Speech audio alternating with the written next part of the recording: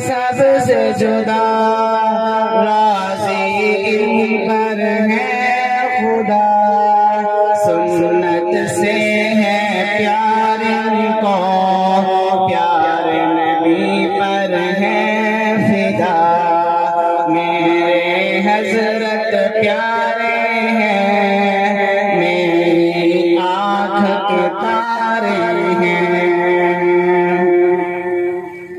نبی کی بات سناتے ہیں نبی کا حکم بتاتے ہیں نبی کی بات سناتے ہیں نبی کا حکم بتاتے ہیں سیدھی راہ دکھلا کر ہم کو دولا اجر کماتے ہیں میرے حضرت پیارے ہیں میری آنکھ کے تارے ہیں اللہ سے یہ ڈرتے ہیں گناہوں سے بچتے ہیں اللہ سے یہ ڈرتے ہیں گناہوں سے بچتے ہیں ذکر خدا کا کرتے ہیں شیطان سے ہر دم لڑتے ہیں میرے حضرت پیارے ہیں میری آنکھ کے تارے ہیں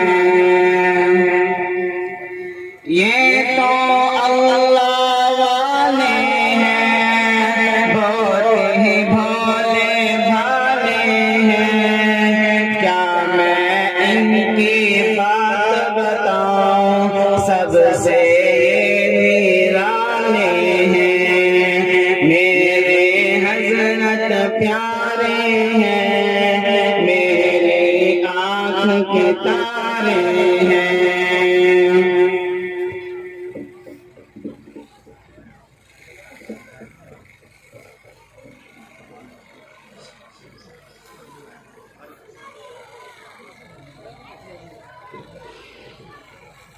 سارے ساتھیوں سے درخواست ہے یہ خالی جگہ آگے پر کر لیں ماشاءاللہ قریب قریب تشریف لیں ساتھی باہر ٹھہرے ہوئے ہیں ان سے بھی گزارش کی جاتی ہے کہ جلسہ گاہ میں تشریف لے آئیں حضرت جی دامت برکاتہم عالیہ کا بیان شروع ہونے والا ہے تیرے کعبے کو جبینوں سے بنایا ہم نے تیرے کعبے کو جبینوں سے بنایا ہم نے اللہ تیرے قرآن کو سینے سے لگایا ہم نے ختم قرآن کی محفل ہے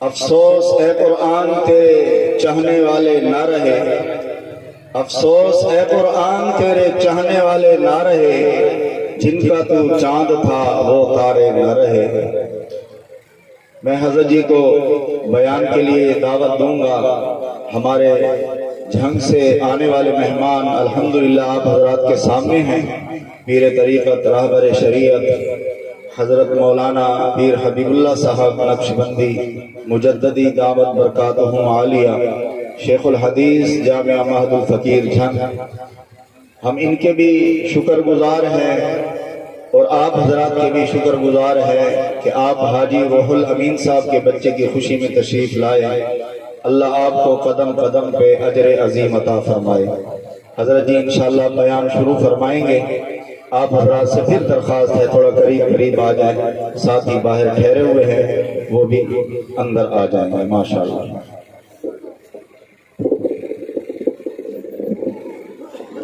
اس بیان کے بعد نیو طارق آباد کے اندر ایک مسجد کا افتتاح ہے جامعہ مسجد فیضان مکہ حضرت جی کا وہاں بھی مختصر بیان ہوگا جو حضرات تشریف لانا چاہیں سٹی والے تو وہ آ سکتے ہیں ماشاءاللہ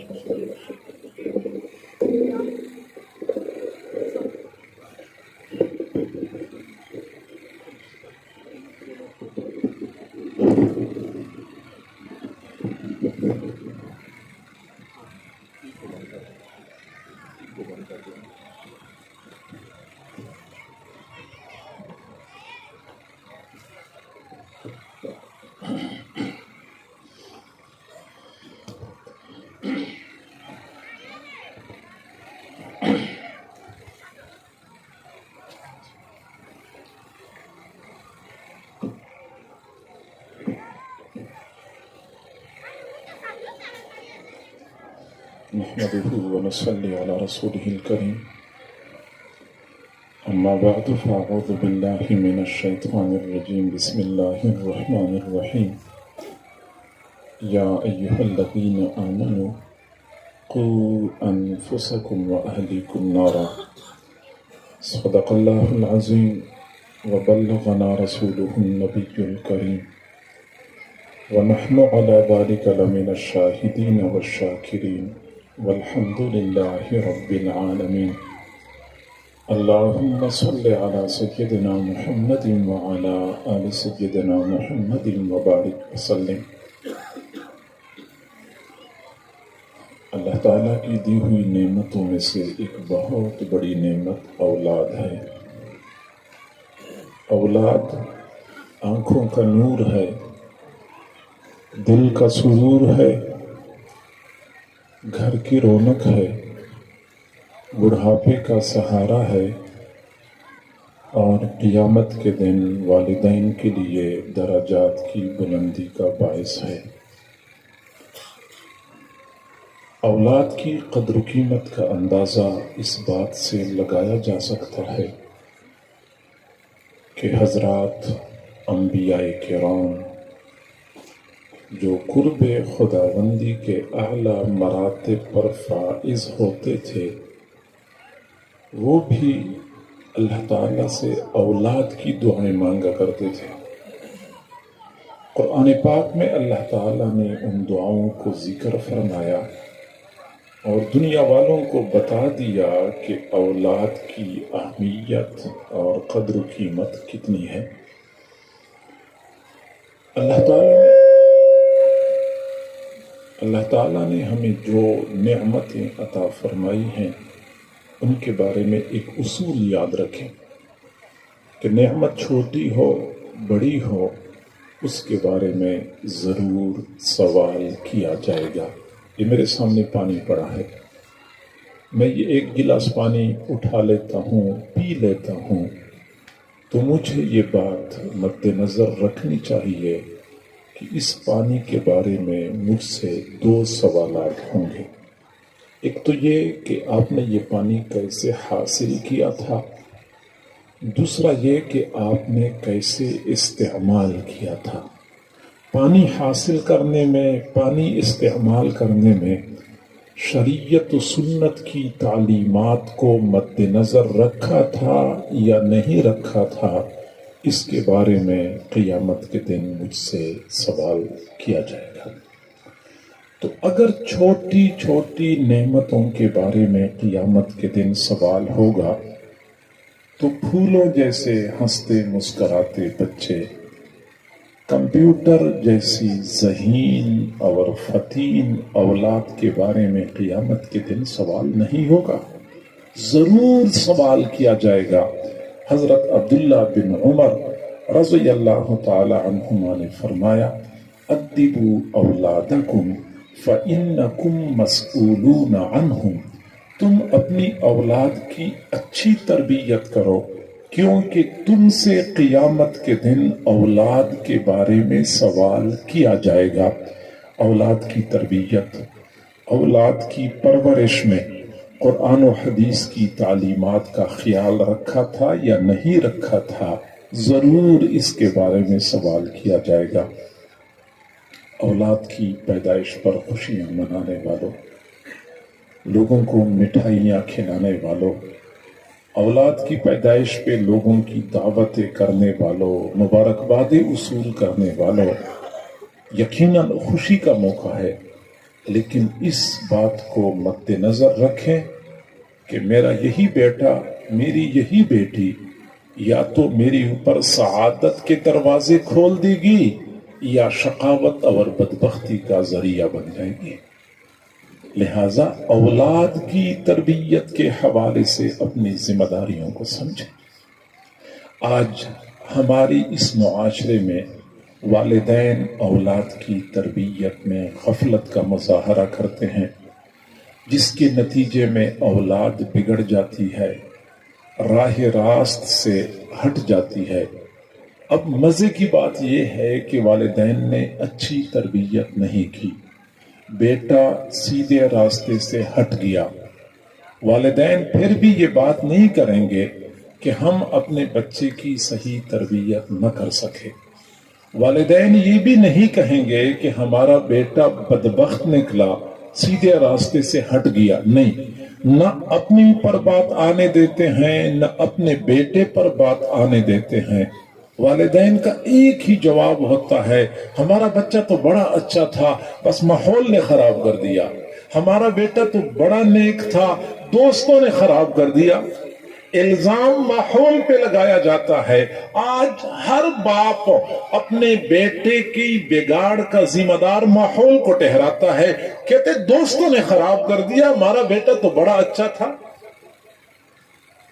آئیے ہم پوچھتے ہیں اپنے محبوب صلی اللہ علیہ وسلم سے کہ جب بچہ بگڑتا ہے تو اس کی بگاڑ کا ذمہ دار کون ہوتا ہے؟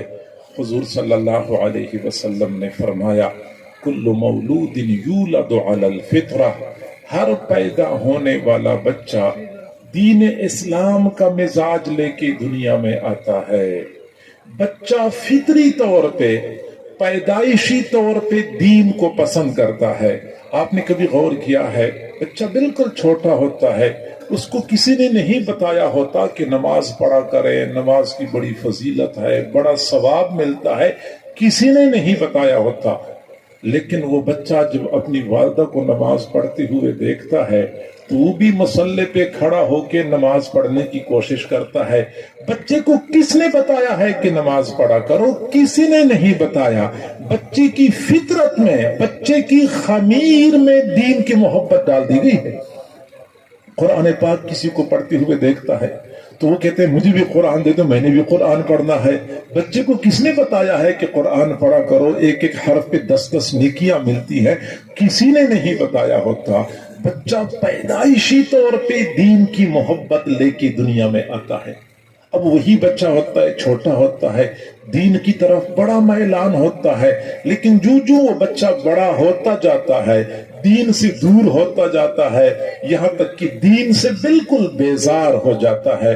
وہ بچہ پہلے ماں اس کو مصلے پہ کھڑا نہیں ہونے دیتی تھی کہ بچہ مصلے کو ناپاک کر دے گا۔ بچہ روتا تھا، مجھے مصلے پہ کھڑا ہونے دو، میں نے نماز پڑھنی ہے۔ اب اسی بچے کو زبردستی مصلے پہ کھڑا کر دے، وہ پیچھے کو بھاگ جاتا ہے، نماز نہیں پڑھتا۔ وہ بچہ جب پہلے اس کی گود میں کوئی بندہ قرآن نہیں رکھتا تھا، وہ روتا تھا کہ قرآن مجھے دے دو، میں نے قرآن پڑھنا ہے۔ آج اسی بچے کو زبردستی قرآن کے لیے بیٹھا دیں، وہ پیچھے کو بھاگ جاتا ہے، قرآن نہیں پڑھتا۔ کیوں نہیں پڑھتا؟ بچہ کیوں بگڑ گیا؟ بچہ تو اللہ نے اچھا پیدا کیا تھا، فطرت اچھی تھی، پیدائشی طور پہ دین کی طرف رغبت رکھتا تھا، پھر یہ بچہ کیوں بگڑ گیا؟ اس کی بگاڑ کا ذمہ دار کون ہے؟ قیامت کے دن کس سے پوچھا جائے گا؟ تو آپ صلی اللہ علیہ وسلم نے فرمایا، کل مولود یولد علی الفطرہ، ہر پیدا ہونے والا بچہ دین اسلام کا مزاج لے کے دنیا میں آتا ہے۔ فَأَبَوَاهُ يُحَوِّدَانِهِ، والدین اس کو یہودی بنا دیتے ہیں، او یُنَصِّرَانِهِ، والدین اس کو نصرانی بنا دیتے ہیں، او یُمَجِّسَانِهِ، والدین اس کو مجوسی بنا دیتے ہیں۔ یعنی حضور نے بچے کی بگاڑ کا ذمہ دار ماحول کو نہیں ٹھہرایا ہے، والدین کو ذمہ دار قرار دیا ہے۔ والدین اس کو یہودی بنا دیتے ہیں، والدین اس کو نصرانی بنا دیتے ہیں، والدین اس کو مجوسی بنا دیتے ہیں۔ اب اگر ہم کہتے ہیں کہ نہیں، میں نے تو اپنے بیٹے کو یہودی بننے کی دعوت نہیں دی، بچہ تو ماحول کی وجہ سے بگڑ گیا ہے، شریعت کہتی ہے کہ ماحول سے بچانا بھی تو آپ کی ذمہ داری تھی، ماحول سے کیوں نہیں بچایا؟ غلط دوستوں سے بچانا بھی تو آپ کی ذمہ داری تھی، غلط دوستوں سے بچایا کیوں نہیں؟ آخر کار جواب والدین نے دینا ہوگا کہ بچہ کیوں بگڑ گیا ہے۔ تو لہٰذا ماحول پہ الزام لگا کے اپنی جان نہ چھڑایا کریں، دوستوں پہ الزام لگا کے اپنی جان نہ چھڑایا کریں۔ ذمہ دار والدین ہوتے ہیں، والدین کا فرض بنتا ہے کہ اپنی اولاد کی اچھی تربیت کریں، اور اگر آپ نہیں کر سکتے آپ کے پاس وقت نہیں ہے.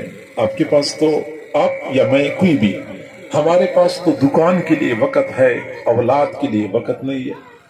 ہمارے پاس تو زمین کے لیے, کھیتوں کے لیے وقت ہے, اولاد کے لیے وقت نہیں ہے. گھر میں بھینسیں پالی ہوئی ہیں, گائے پالی ہوئی ہیں, تو گائے اور بھینسوں کے لیے وقت ہے, اولاد کے لیے وقت نہیں ہے. رات کو سونے سے پہلے ایک نظر بھینسوں پہ ڈال لیتے ہیں, بھینسیں ٹھیک ہیں, پھر آ کے سوتے ہیں. پھر صبح سویرے سب سے پہلے جا کے بھینسوں کو دیکھتے ہیں, میری بھینسیں ٹھیک ہیں, پھر جا کے باقی کام کرتے ہیں.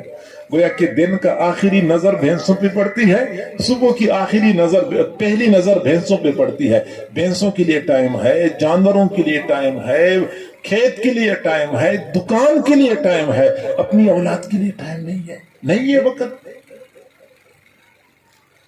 اور آج ہمارے پاس اپنی اولاد کو دینے کے لیے وقت نہیں ہے. ہمیں نہیں پتا میرے بیٹے نے 5 نمازوں میں سے کتنی نمازیں پڑھی ہیں. میرا بیٹا آج آپ نے قرآن پڑھا ہے. میرے بیٹے آج آپ رات کو دیر سے کہاں سے آئے تھے, اور عصر کے وقت کہاں پھر رہے تھے, اور مغرب کے بعد کہاں پہ تھے. ہم نہیں پوچھتے, ہمارے پاس وقت نہیں ہے. آج ہمارے پاس وقت نہیں ہے, تو کل وہ وقت آئے گا کہ پھر اولاد کے پاس والدین کے لیے وقت نہیں ہوتا.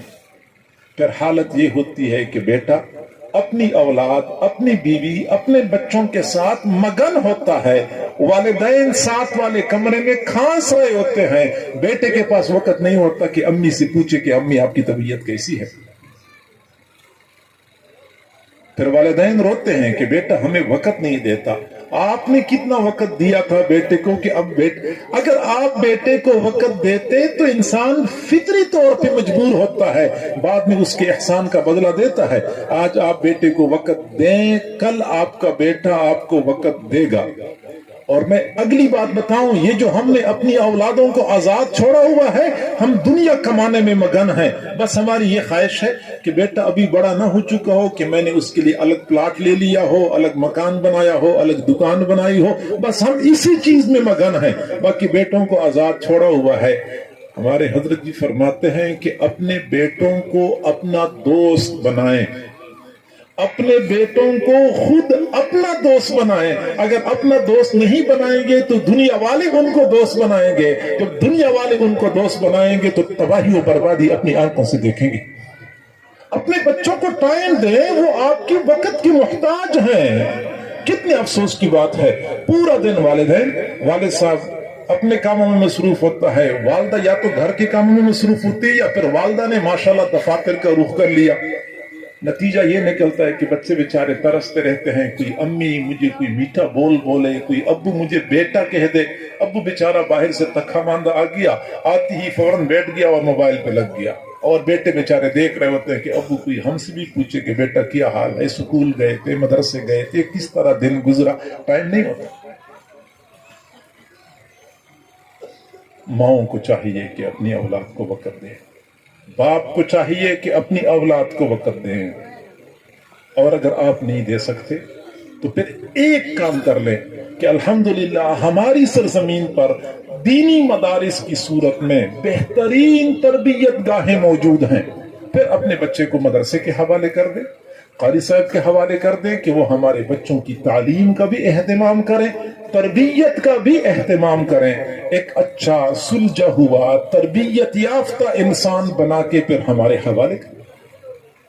پھر ہم یہ کام کر لیں. ہم تربیت نہیں کر سکتے تو اپنے بچے کو تربیتی ادارے میں بھیجیں. سکول, کالج, یونیورسٹی کا میں ہرگز مخالف نہیں ہوں, ہرگز مخالف نہیں ہوں. اور کوئی مولوی, کوئی عالم بھی اس کا مخالف نہیں ہو سکتا یونیورسٹی کی تعلیم کا, کیونکہ ہم یہی تربیت دیتے ہیں, ہم یہی چاہت رکھتے ہیں کہ پاکستانی نوجوان یونیورسٹیوں میں جائیں اور سائنس اور ٹیکنالوجی کے میدان میں پورے ملک کا نام روشن کر دیں. مسلمان پستی کا شکار ہیں. اس کی وجہ یہ نہیں ہے کہ ہمارے مسلمانوں کی دنیا میں مدرسے نہیں ہیں, مساجد نہیں ہیں. مدارس بھی ہیں, مساجد بھی ہے, جدید ٹیکنالوجی اور سائنس کی وجہ سے ہم مار کھا جاتے ہیں. ابھی آپ لوگوں نے دیکھ لیا ترکیہ میں زلزلہ آیا ہے, کہتے ہارڈ ٹیکنالوجی ہے, اور یہ مصنوعی زلزلہ تھا. اب یہاں تک بات پہنچ گئی کہ وہ ہمیں زمین پہ ٹکنے نہیں دیتے, وہ لوگ مصنوعی طریقے سے زلزلے برپا کر دیتے ہیں. اور ہمارے پاس کوئی دفاع کا کوئی طریقہ ہی نہیں ہے، کوئی جوابی وار نہیں کر سکتے، اور ہم الزام لگاتے ہیں مدرسے پر۔ وہ خدا کے بندو، ہم اگر سائنس ٹیکنالوجی کے میدان میں پیچھے ہیں تو مدرسے نے تو پیچھے نہیں دھکیلا، یونیورسٹی اور کالج نے پیچھے دھکیلا ہے۔ مجھے ایک آدمی نے کہا کہ دنیا چاند پہ چڑھ گئی ہے اور تم مولوی پرانی باتیں کرتے ہو۔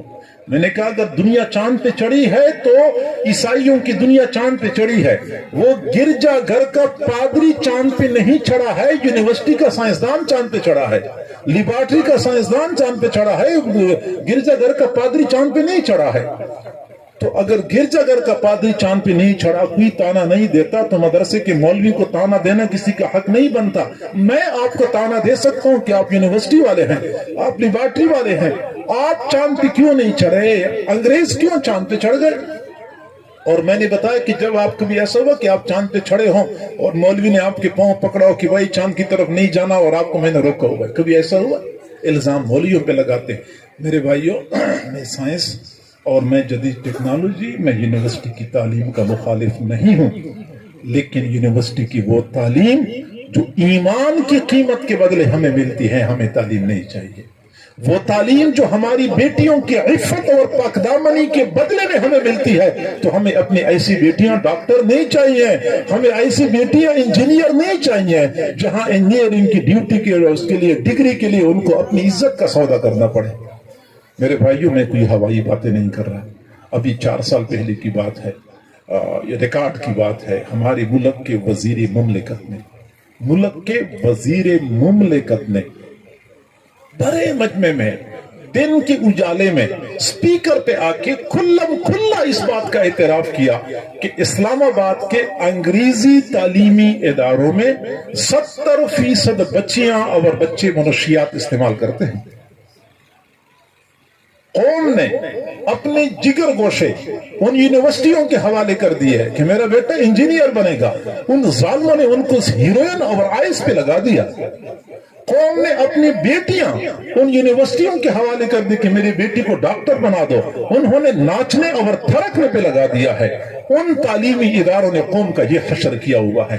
تعلیمی نظام اتنا برباد ہو چکا ہے، امتحانات کا نظام آپ لوگوں کے سامنے ہے کہ داخلہ کسی اور نے بھیجا ہوتا ہے، پرچہ کوئی اور دے رہا ہوتا ہے، اور پرچے کبھی حال میں ہوتے ہیں، کبھی کھیتوں میں ہوتے، جہاں چاہے تم، یعنی یہ تمہارے سامنے ہے۔ اس کے باوجود بھی مدارس کے اوپر الزام لگایا جا رہا ہے نظامی تعلیم برباد ہے، نصابی تعلیم برباد ہے۔ ابھی چند دن پہلے کی بات ہے، مجھے ایک مولانا صاحب بتا رہے تھے کہ اسلام آباد میں ایک آدمی کہہ رہا تھا کہ اپنی میری بیٹی ہے، 4 سال اس کی عمر ہے، نہیں 4 میں پڑھ رہی ہے اور 9 سال یا 8 سال اس کی عمر ہے۔ تو میری بیٹی کا جو کتاب ہے نصاب کی، اس میں سوال پوچھا گیا کہ ایک انسان کے لیے سال میں سب سے زیادہ خوشی کا دن کون سا ہوتا ہے؟ ایک انسان کے لیے سال میں سب سے زیادہ خوشی کا دن کون سا ہوتا ہے؟ اگر ہم سے پوچھا جائے تو ہم کہیں گے عید کا دن ہوتا ہے، جو شریعت نے خوشی کی طور پہ ہمیں منانے کا حکم دیا ہے۔ لیکن اس کتاب میں جواب دیا گیا ہے کہ سب سے زیادہ خوشی کا دن ویلنٹائن ڈے ہوتا ہے۔ جہاں چوتھی جماعت کی بچیوں کو ویلنٹائن ڈے سب سے زیادہ خوشی کا دن بتایا جاتا ہے، پھر ہم یہ توقع رکھتے ہیں کہ ان اداروں میں ہماری بیٹیاں پڑھیں گی تو وہ عفیف و پاکدامن رہیں گی۔ یہ نصاب کے اندر بات ہے، یہ کوئی ہوائی بات کوئی ٹیچر نہیں سکھا رہی تھی، یہ کتاب کے اندر لکھا ہوا موجود ہے۔ تو میں معذرت کے ساتھ عرض کرتا ہوں، اللہ کے لیے اپنے بچوں کا ایمان بچائیں، اپنے بچوں کی عفت و پاکدامنی کی حفاظت کریں، مدارس میں بھیجیں۔ مدارس بہترین تربیت گاہ، فائدہ کیا ہوگا میرے بھائیو، آپ کے بچے دنیا میں آپ کے لیے عزت اور سکون کا ذریعہ ہوں گے، کیونکہ بچوں کو ادب سکھایا جاتا ہے مدرسے میں، انسانی اقدار سکھائے جاتے ہیں، چھوٹے بڑے کا فرق سکھایا جاتا ہے۔ اور اگر چھوٹے بڑے کا فرق نہ ہو تو پھر یہ ہوگا، باپ سے کسی نے، چند دن پہلے کی بات ہے، مجھے کوئی بندہ بتا رہا تھا، باپ سے کسی نے پوچھا کہ آپ کے کتنے بیٹے؟ کہتے 4 بیٹے ہیں۔ کیا کرتے ہیں؟ کہتے 4 دماغ کے ڈاکٹر ہیں، 4 دماغ کے ڈاکٹر ہیں۔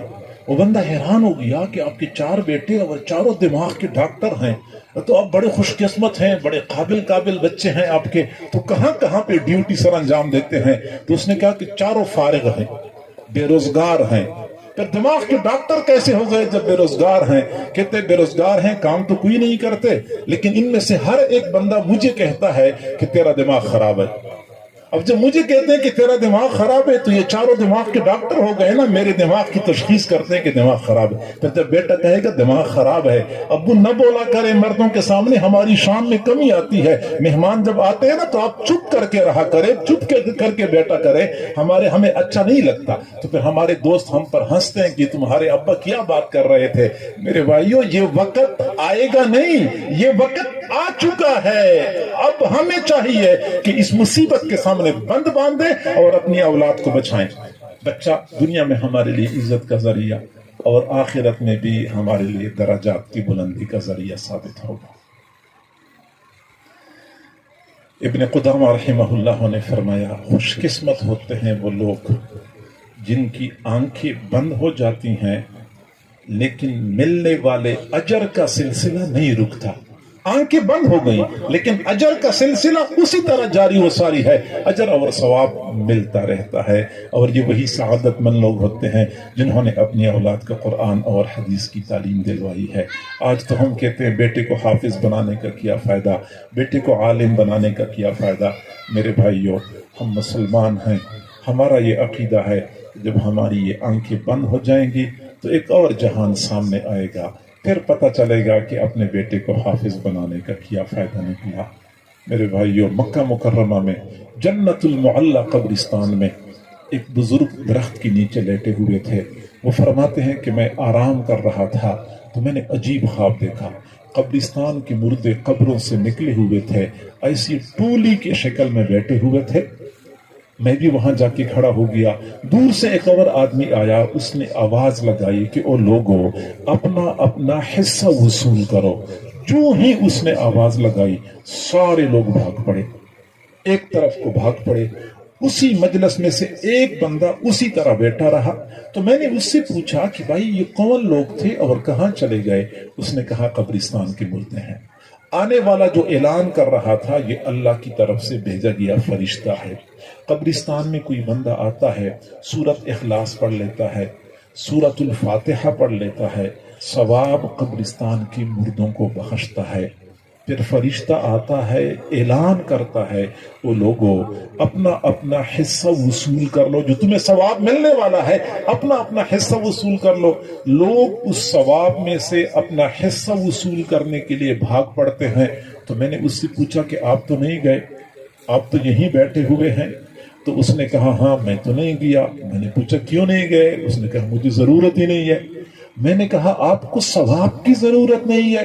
کہنے لگا مجھے ثواب کی ضرورت نہیں ہے۔ کیوں نہیں ہے؟ تو جواب دیا اس لیے کہ میرا ایک بیٹا حافظ قرآن ہے، میرا ایک بیٹا حافظ قرآن ہے، وہ روزانہ اپنے شاگردوں کو قرآن پڑھاتا ہے۔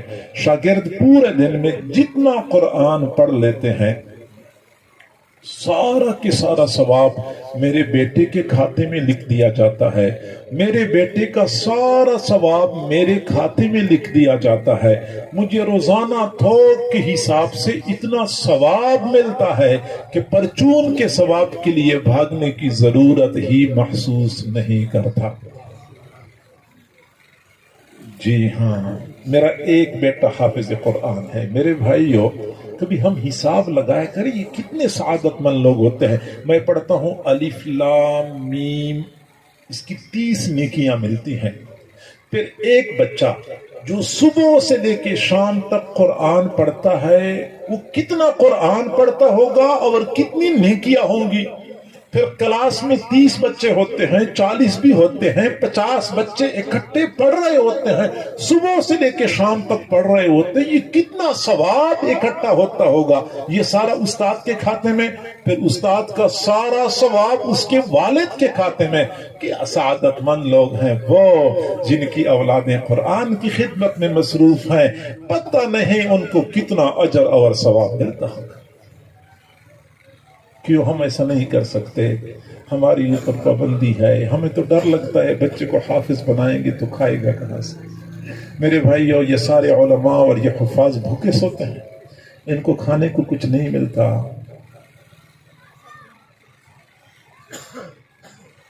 میرا اللہ، اس نے کبھی فرعون کو بھوکا نہیں سلایا جو کہتا تھا انا ربکم الاعلی، کبھی نمرود کو بھوکا نہیں رکھا۔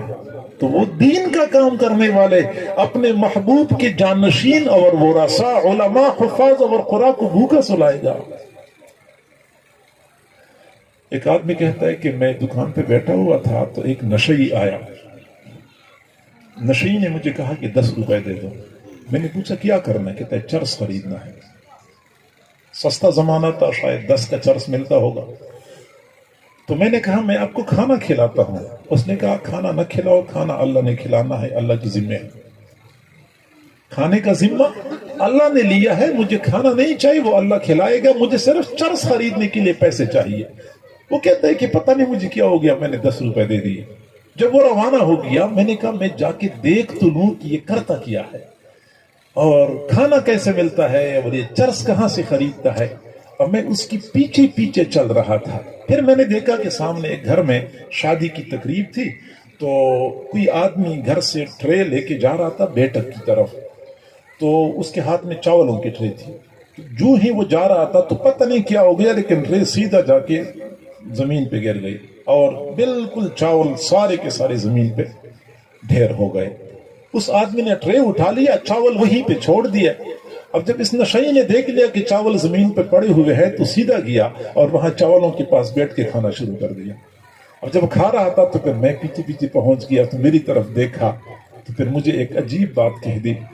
اس نے کہا کہ ویسے تو اللہ تعالیٰ مجھے برتن میں کھلاتا ہے، ویسے تو وہ مجھے برتن میں کھلاتا ہے، لیکن آج کل ذرا ناراض ہے اس لیے زمین پر گرا کے مجھے کھلا رہا ہے۔ اور پھر نشئی نے یہ بات کی کہ وہ اللہ کریم اتنا ہے کہ ناراض بھی ہو جائے پھر بھی بھوکا نہیں رکھتا، کھلاتا ضرور ہے۔ جس سے ناراض ہو جاتا ہے اس کو بھی کھلاتا ہے، اس کو بھی بھوکا نہیں رکھتا۔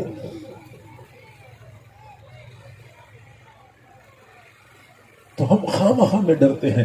تو میرے بھائیو، اپنے بچوں کو حافظ بنائیں، آخرت میں پتہ چلے گا کہ بیٹے کو حافظ بنانے کا کیا فائدہ نکلا۔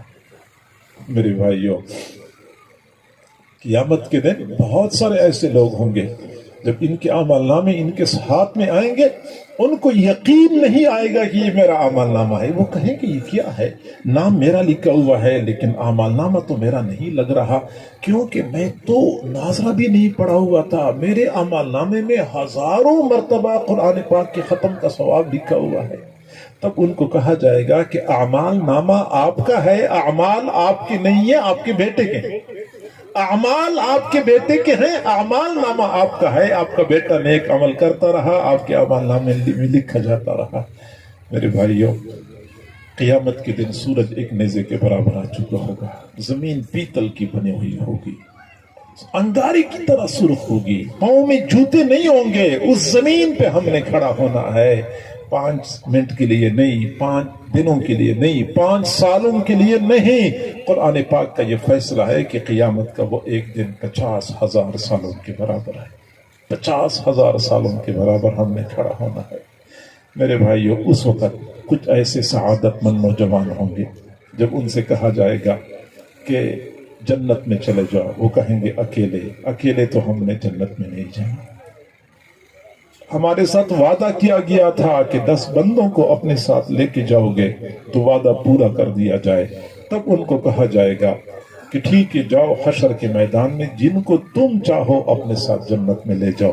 تو یہی سعادت مند نوجوان ہوں گے، ادھر ادھر بھاگ رہے ہوں گے، پتہ نہیں میرے ابو کہاں ہوں گے، پتہ نہیں میری امی کہاں چلی گئی، پتہ نہیں میرے دادا کہاں پہ ہیں۔ ابو اور دادا اور امی ایک دوسرے کے ادھر ادھر بھاگ رہے ہوں گے، ان کو تلاش کر رہے ہوں گے۔ میرے بھائیو، میں نے بھی وہاں پہ کھڑا ہونا ہے، آپ نے بھی کھڑا ہونا ہے۔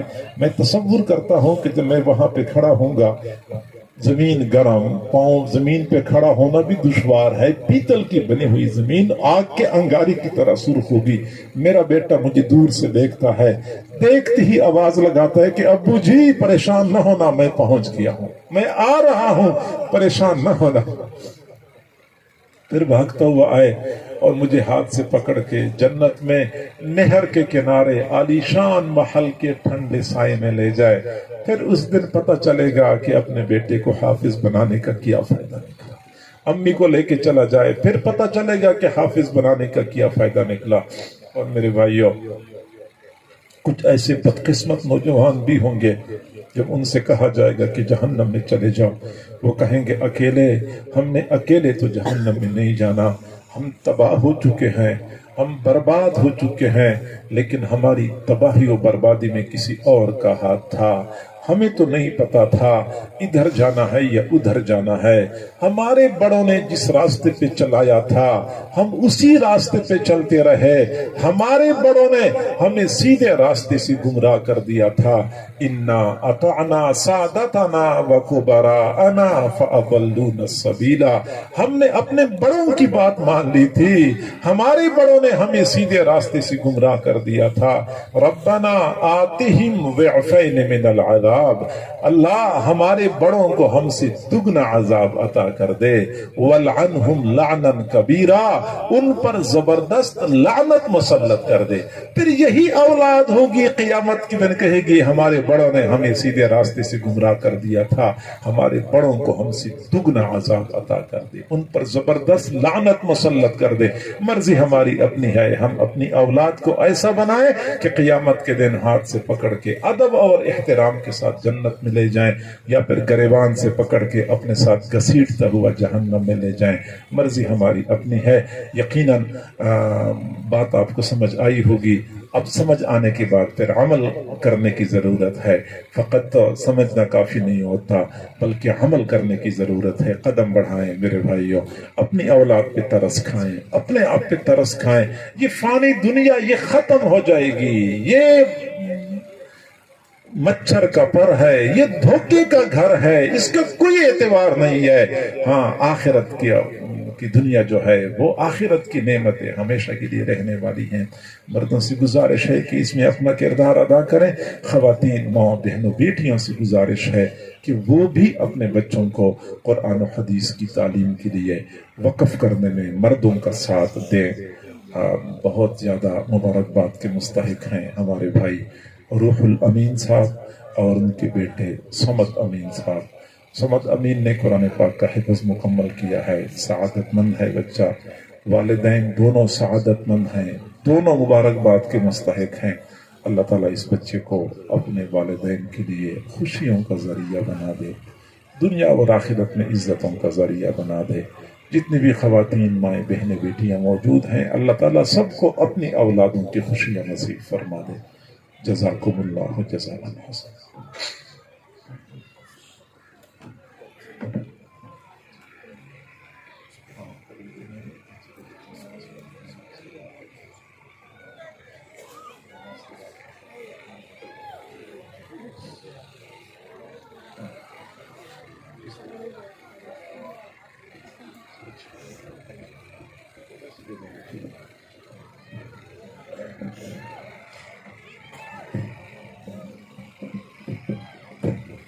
میں حافظ عبدالصمد صاحب کو بلاؤں گا کہ وہ آ جائیں اور حضرت جی سے پگڑی بندھوا لیں،